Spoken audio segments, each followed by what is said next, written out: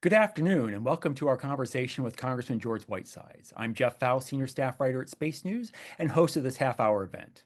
George Whitesides was elected in November to his first term in Congress, representing California's 27th District in Southern California. In Congress, Whitesides serves on the House Science Committee, where he's the vice-ranking member, and on the House Armed Services Committee. He is well known by many in the space industry for past roles that included being CEO of Virgin Galactic and NASA Chief of Staff. We encourage you to submit questions during our interview, and we will take them up as time permits. This webinar is being recorded and will be posted to our website, spacenews.com, after the event. Congressman, thank you for joining us. Nice to be with you, Jeff. What have we known each other for? About 20 years now, I think. It has been about 20 years, and I don't think you've quite aged a day, so. You're so kind. But it's great to have you here, Congressman. Before we dive into some of the specific policy issues, I wanted to ask you first to provide sort of the broader perspective that you bring to space in Congress. Obviously, you have a lot of background in the field. You're serving on relevant committees. I'm curious the approach that you're taking to space in Congress and how you're balancing that with all the other issues that you deal with on a day-to-day basis as a member of Congress. Thanks, Jeff. And for the record, I knew Jeff before he was the most authoritative reporter in the space business, back when he was a blogger. And we remember that era fondly in your career, Jeff. I have the privilege of representing, in my background, a few different parts of the space industry. Obviously, commercial space, from my time at Virgin Galactic as CEO, running a commercial space company. Government space, working as the Chief of Staff of NASA, and nonprofit space, working as the Executive Director of the National Space Society. And my hope, Jeff, is that in my service in Congress, I can bring all of those strands to the work at hand. I have a degree in remote sensing and geographical information systems, so arguably maybe even academic space is represented as well. I'm on two committees, which I'm sure we'll talk about, that pertain to space. One is this Science Committee, Science, Space, and Technology Committee, and I'm on the Space and Aeronautics Subcommittee, as well as the Armed Services Committee, specifically the Strategic Forces Subcommittee, which deals with space issues. And so I am hoping to bring some of my background and knowledge of the space sector to those important space-related committees. Great. Thank you. I want to talk about civil space, in particular NASA. A week and a half ago, we had sort of a double whammy of issues facing the agency. One was the release of the detailed budget proposal for NASA for fiscal year 2026. While we're already anticipating many of the major cuts and cancellations included in the budget, I'm curious to ask what stood out for you about the proposal. Well, sorry, that's the bonging that goes off on the house. It'll stop in a second. So I think number one was just the enormity of the cuts, right? I think this is the largest proposed reduction in NASA's budget, at least by some metric, in history. Roughly 25% cut. Cutting any federal agency as large as NASA by 1/4 is, a huge disruption to the agency's potential operations. Even more, of course, was the over 50% cuts to parts of the science budget, which would be, catastrophic to many areas, and we can certainly talk through those. But, what underpins what we're seeing is, I think, a full-scale assault on the scientific establishment when you look at the huge cuts being proposed at NSF, NIH, NOAA. It seems like there is not an understanding on the part of the administration of the importance of science and technology in our economy and our leadership in the world. Yeah. Have you talked to your colleagues on the Appropriations Committee as they prepare in the coming weeks to take up a Commerce, Justice, and Science spending bill that would fund NASA and NSF and some of these other agencies? I have, and I've also talked to my colleagues, in the authorizing committees. And, I don't want to get ahead of those conversations, but I think that there is a general view that these cuts would be catastrophic to NASA as proposed. And so people are thinking about what kind of response will be made to that proposal. Yeah. You mentioned, in particular, the deep cuts to science programs, many missions that would be curtailed or canceled. What sort of response are you seeing specifically to the science cuts? Well, you saw, between the skinny budget and the detailed budget, there was some movement. For example, I think you would know better than I, but I think Grace, the Grace telescope, sorry, the Roman telescope was saved in what had been, considered to be something that was going to be cut. So there has been some movement, but obviously not enough. What I'm trying to share is the utility of these areas to American national security and American competitiveness. I think that there may be a misunderstanding on the part of the administration of the underlying utility of these different scientific pursuits to the full scale range of the American economy and our leadership. You talk about multispectral imaging, or you talk about some of these other areas. The Chinese are launching literally dozens of these types of instruments into space. And for us to give up our leadership that we have in multispectral imagery is not just purely an issue related to atmospheric science, but it kneecaps our ability to find key minerals around the world, around our country, which are going to be crucial in the competition for the future economy of this century. So what we're trying to do is to cast the light on things that perhaps some people might not be aware of. As you know, Jeff, there was a lot of turnover in the Science Committee this time. And so, my hope is that I can bring some new awareness to how these things relate to our economic and security, so that we can reduce the cuts. Yeah. Another aspect of the budget proposal, which was widely expected, was plans to end SLS and Orion after Artemis 3 and rely on commercial alternatives yet to be determined for future missions to the moon. How do you view that potential change? Is that the right approach, or is it premature to discontinue SLS and Orion at this point? Well, look, I think that we are all strongly in favor of a robust national leadership program that explores the moon. I personally, am in favor of continuing these things longer. I think that what we need to do is to have a real conversation in the authorizing committees and the appropriations committees of how we are going to truly have leadership. I believe that we've heard that some of these contractors are working on equipment out to the seventh ship set right now.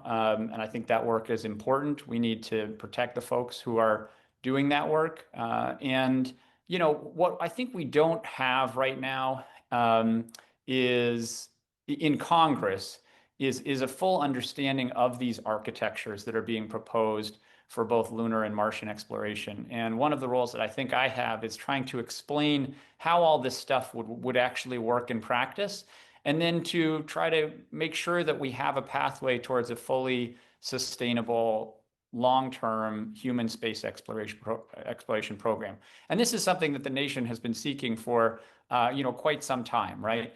And, you go back to one of the more recent things, the Augustine Commission, about 15 years ago or whatever it was, and where there were changes made because the program at that time was viewed as budgetarily non-sustainable, right? So sustainability is founded in a few different things. One, there needs to be technical sustainability. There also needs to be budgetary sustainability. And I think that the opportunity of this moment is to have bipartisan agreement around a long-term exploration plan. I think the idea of cutting NASA's budget by a quarter is not consistent with any future scenario where we exercise long-term American leadership in space. The other part of that double whammy a week and a half ago was the White House's surprise announcement. It was withdrawing the nomination of Jared Isaacman to be NASA administrator. I know you've talked a number of times about the importance of having a confirmed administrator in place at NASA at this point in time. How surprised were you by this move, and how serious of an issue is it to have the agency leadership effectively in limbo at this point? I think it's a huge issue. I was totally shocked.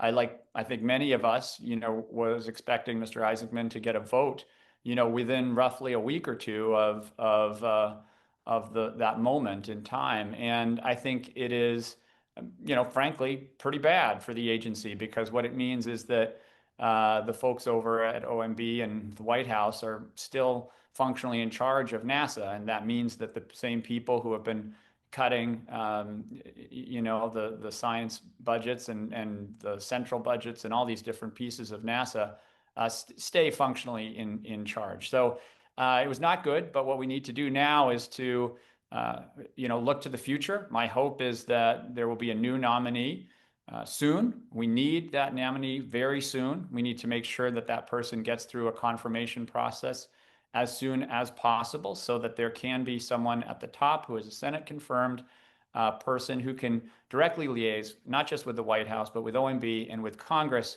to serve the important role that a Senate confirmed independent agency head needs to serve. So it's crucial that we get someone new as soon as possible. Yeah.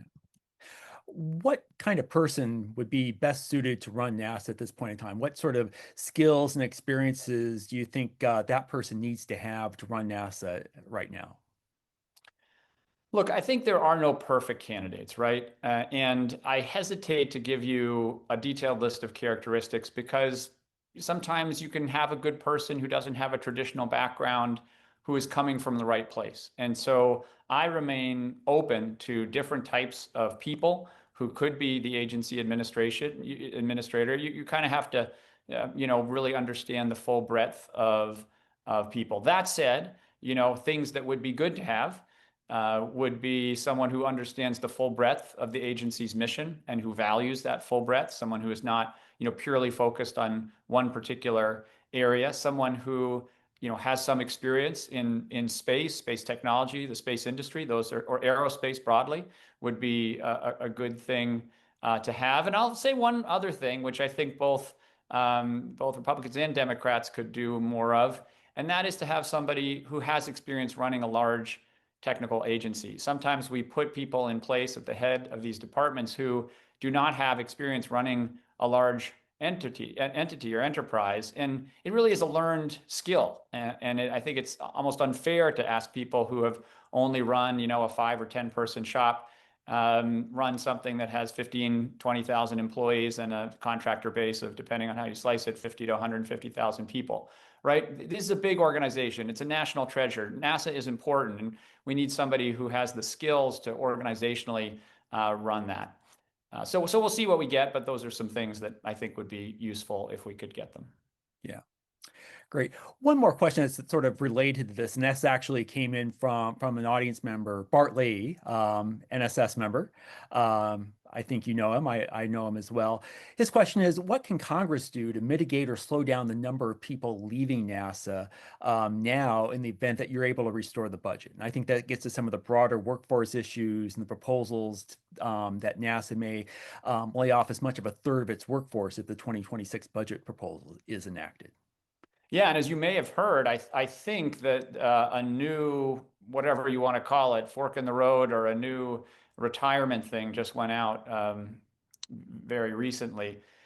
Look, my concern with all of these things is that we are attriting the very best in our federal workforce, right? The first people to take these retirement offers are often some of the best, because they know they can get a job somewhere else, or maybe they're towards the end of their career and they just say, well, we can take the retirement. That is, bad for the country. It's bad for the agency. And I think the pathway to, we're never going to be able to fully fix that from Congress side. But I think the more that people in Congress, members of Congress, talk about a positive future for the agency and show that they are committed to a strong future for the agency, the better that will be, right? And so that includes authorizers like myself, appropriators, that includes members of the House, members of the Senate.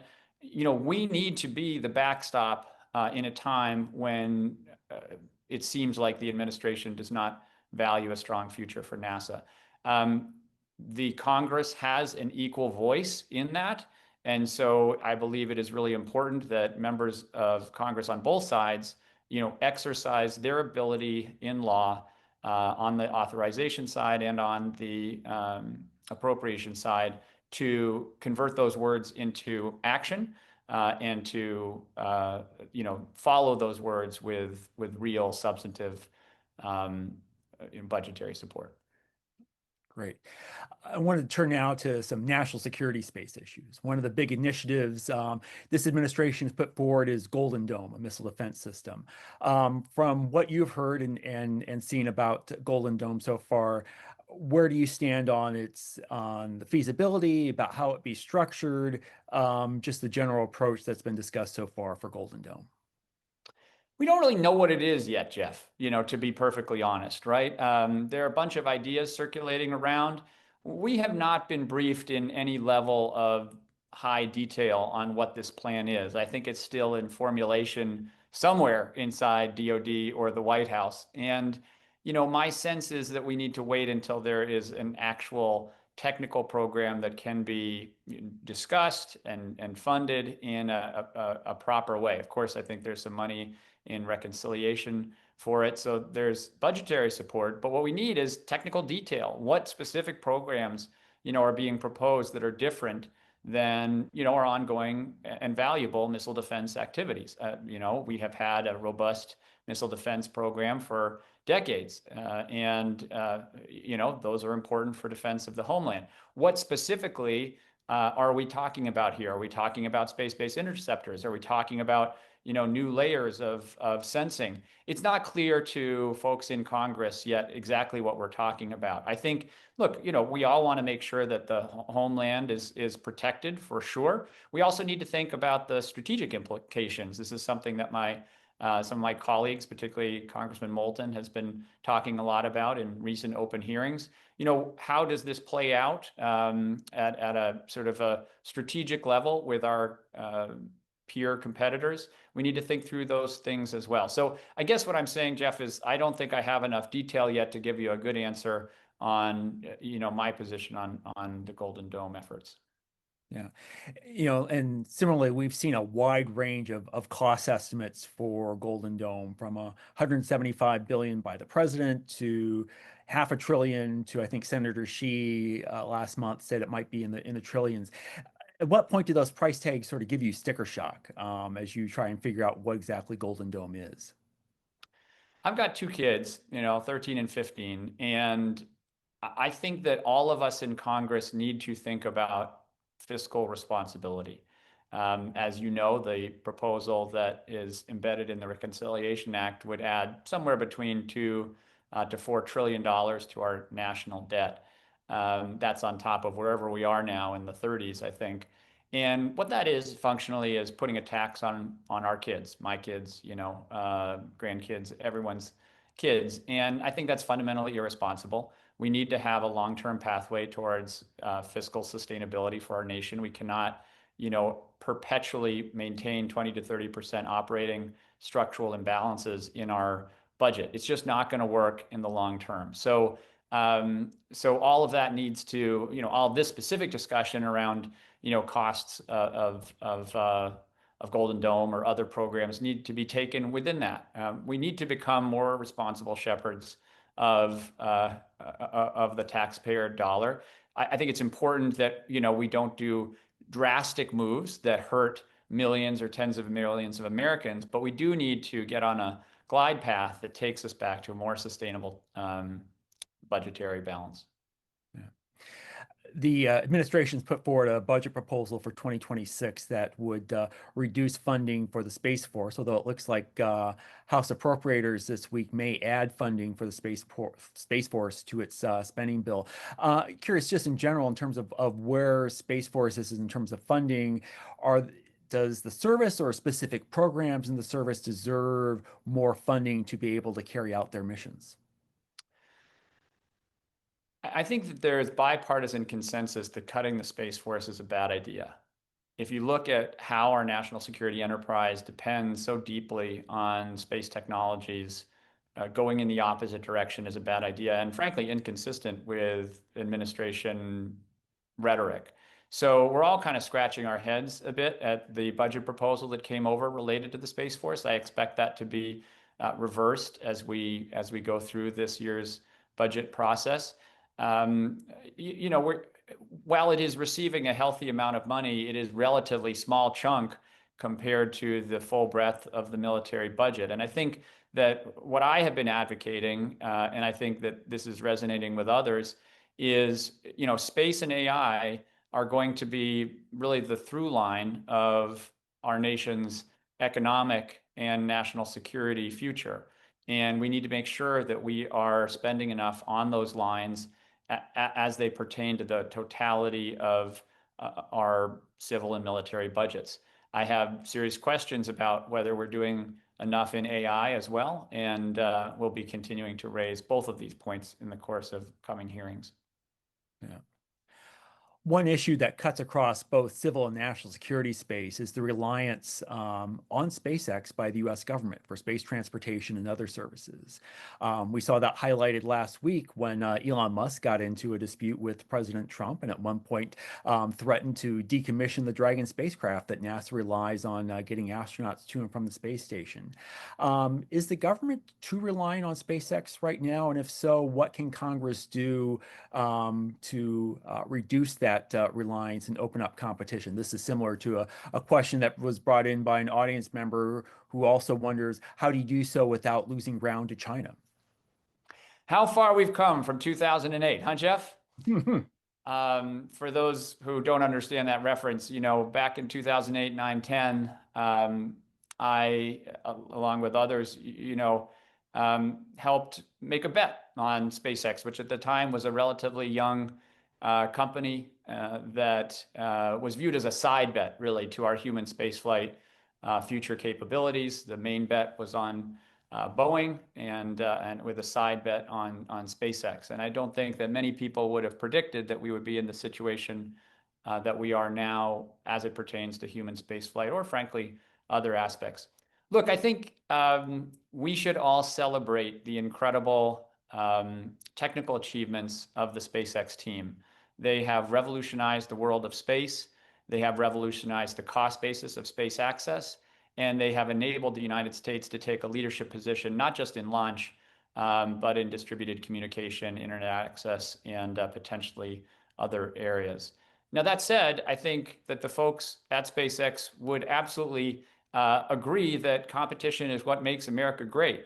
And the more competition that we can support from a budgetary perspective, the better. I also think that folks around the space community believe that redundancy is a good idea. So, you know, having multiple ways to get payloads into space, both human and robotic, is a good thing. And so, you know, there are a variety of programs now that will provide redundancy both in small and large scale launch. There are programs that are seeking to replicate the incredible success of the Starlink constellation, and my hope is that, you know, those teams do well and do create those capabilities in a way that is competitive with SpaceX.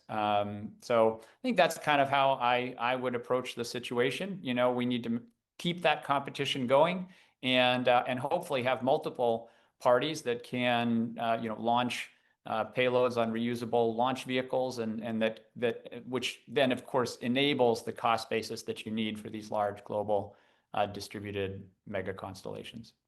Mm-hmm. I want to touch upon briefly in the few minutes we have remaining on commercial space issues. You lived this for many years as CEO of Virgin Galactic. Now that you're on the House Science Committee with the oversight of commercial space regulatory issues, are there specific topics that you want to focus on in terms of launch licensing changes, or setting up a mission authorization system, or space traffic coordination? So honestly, I'm sort of catching up on, the last 5 or 10 years of space policy in some respects. And so I don't have like a super good answer for you on that, Jeff. I will share one thing that I am trying to bring to the committees that I'm on, and that is a better understanding of risk, particularly risk in the context of space development. I think part of the reason why government programs are traditionally so expensive is because we layer a ton of process on top of them, a ton of oversight. And part of the reason why we do that is because we are afraid of failure. Uh, so we're trading speed and cost for maybe some higher probability of success. And I think as we look out in the future, particularly for national security space, agility and speed is going to be a really paramount characteristic. And so what that means, I think, is that we are going to have a more flexible appetite for development risk going forward. Now, that is, I think, starting to come about. The rubber will meet the road when we have failures. And I think, it is appropriate for Congress. It is, in fact, our job to exercise oversight over all of these development programs within the government funded sector. But if we just beat the crap out of anything that fails, we're probably not going to create an organization that will support agile development. And so those trade-offs are subtle. They need to be ingrained over time. It's not something that one conversation, will magically create. We need to have those conversations going on. I think, what DIU is doing, where they have very frequent updates to Congress on various development activities, is something that can help build trust and enable maybe a wider aperture for risk going forward. I think we need to think about all of those things and tools and processes so that Congress can be a positive and informed partner as we try to ratchet up the speed of development and agile programs. Mhm. Great. One more question. This is from the audience, from Steve Wolf. What's your vision for human activity and habitation on the moon post Artemis? So, taking that big picture view, what does that presence look like? What can Congress do to help achieve that? Well, ultimately, we want to have sustainable human presence, on these different bodies, on the moon, on Mars, and that is a dream that I've held for my whole life. And hopefully, I can use everything that I've learned to help get the country to that, and in combination with the incredible leadership that we've got in American private sector, in NASA, in the DoD, and in Congress. That's the task at hand. And what does that look like? I mean, if we could be the generation that starts to have a, permanent presence on another body, that would be really something that I think we can all be proud of. But I will say that it has to come in the context of a balanced space exploration program. So it is really important that we don't decimate the American science enterprise, the American space science enterprise, to enable that future, right? So that's what we will be working hard to achieve, is a balanced program where we do achieve these incredible things in human exploration, which I absolutely believe in and will be pushing hard for. But at the same time, I'm going to be pushing hard for the incredible work and people and results and innovation and discoveries that we're taking out of our space science program. These things should be viewed as good partners rather than opposing parties in a budgetary feud. Yeah. Congressman, I want to give you a chance to provide any sort of closing remarks, closing thoughts, anything to keep an eye out for that you'll be doing in Congress in the coming weeks or months. Just two quick things. I mean, one is, on the DoD side, we are pursuing a very active effort in government acquisition reform, procurement reform. And so if people have good ideas about how we can do our work better, how the government commercial partnership can work better or be faster, more efficient, I'm all ears, and please reach out to my office. And And the other thing that I view as just an issue that's related to our district is using space technologies to address the growing threat of wildfires and the largest fires, which we call mega fires. I'm looking forward to supporting efforts in remote sensing and other activities and technology that will help our communities protect ourselves from the terrible events that we saw in January of this year, where 16, 17,000 homeowners lost their homes and 30 people lost their lives. So I'll be working hard as well on those issues to help protect folks from my district. Great. Well, Congressman, thank you very much for taking the time to talk. Unfortunately, we're at the end of our time, although I suspect we could keep talking for a lot longer. But again, appreciate you taking the time to talk and joining us here today. Great to see you, Jeff. Thanks a lot. Great. Thank you, Congressman. And thanks to all of you in the audience for joining us for this conversation. Again, this event is being recorded and will soon be available to view on spacenews.com. Please also visit our website for information on upcoming webinars. Thank you and have a great day.